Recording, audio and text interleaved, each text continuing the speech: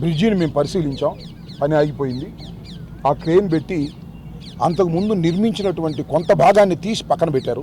ఎందుకంటే ఇది డిఫాల్ట్, ఏదో సంథింగ్ రాంగ్, దాన్ని సరిచేసే కార్యక్రమం చేస్తున్నారు. దీనిలో 2-3 విషయాలు ఏంటంటే, సీడ్ యాక్సెస్ రోడ్ అనేది చాలా ప్రధానమైందని చంద్రబాబు నాయుడు గారు పదే పదే చెప్తూ వచ్చారు.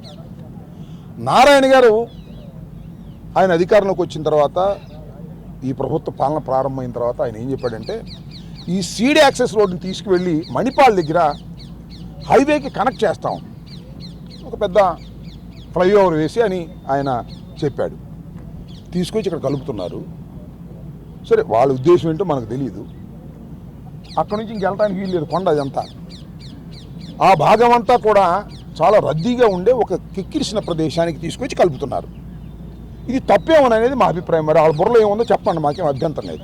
మేము అడుగుతున్నది ఏంటంటే, సీడ్ యాక్సెస్ రోడ్డుని తీసుకువెళ్ళి నేషనల్ హైవే దగ్గర కలుపుతామన్నటువంటి మీరు ఈ గుంటూరు పాత గుంటూరు రోడ్డుకి కలుపుతున్నారు. ఇది ఏ ఉద్దేశంతో కలుపుతున్నారు, ఇది తప్పేమోననేది మాకున్నటువంటి సమాచారం. దాంతోపాటు ఏంటంటే, ఇక్కడ 60 కోట్ల రూపాయలు పెట్టి మీరు బ్రిడ్జి వేస్తున్నారు. ఈ బ్రిడ్జికి అంత తొందర ఎందుకు వచ్చింది?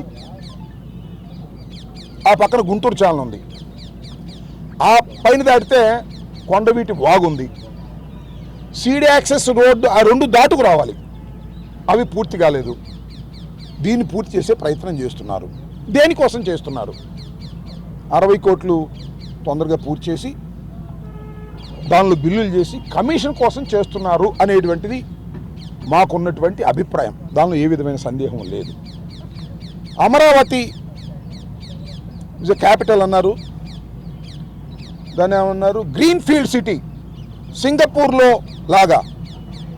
అసలు మాట్లాడితే చంద్రబాబు నాయుడు గారు ఏమన్నారంటే, ప్రపంచంలో ఎక్కడా లేనటువంటి గ్రీన్ ఫీల్డ్ సిటీని మేము నిర్మించబోతున్నాం అన్నారు, నిర్మిస్తున్నాం అన్నారు. అది సామెత చెప్తారు, కళ్యాణం చేసే కళ కాళ్ళ గోళ్ళు దగ్గర తెలిసిపోద్దంట.